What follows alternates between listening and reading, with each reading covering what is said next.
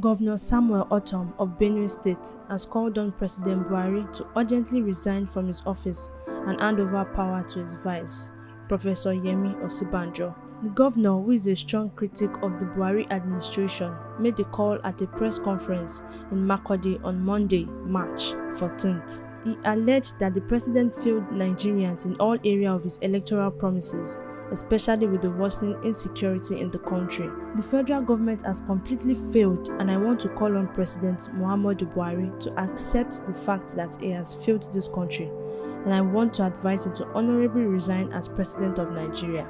He can resign and hand over to his deputy to handle the affairs of this country.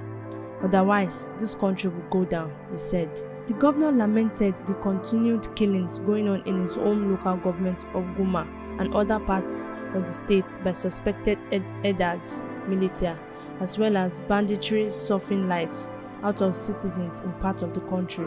He said it has become unreasonable to continue to cry for help without any decisive actions taken by the federal government to end the menace of invasions on Benue villages, adding that his people are now ready to take up arms prescribed by the law to defend themselves. I was part of those who worked for President Muhammadu Buhari in 2015, based on the promises he gave to us that he would be president for everybody and for nobody. But today, we have seen clearly that he is president for Fulani people. So, every day we have seen the level of nepotism going on in this country. I know that it's happening in other states of the Federation, but I'm talking about my state, where I'm elected as governor to provide good governance and security for lives and property. So I talk about these things.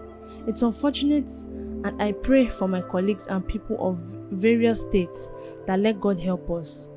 And more than praying, we must act, because for me, as a student of the Bible, I know that faith without work is dead, so action must be taken. I'm going to take my action. I have consulted with my people and I know what to do, which is not for public consumption. We are going to take decisive actions because enough is enough. We have cried enough and no more crying.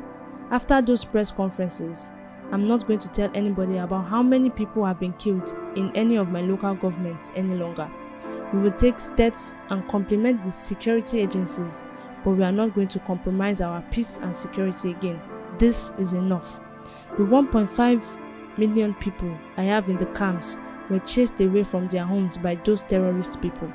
The security men have done their best from 2017 to date. More than 100 security personnel have been killed. They are doing their best, and I must admit that they are grossly inadequate, he said.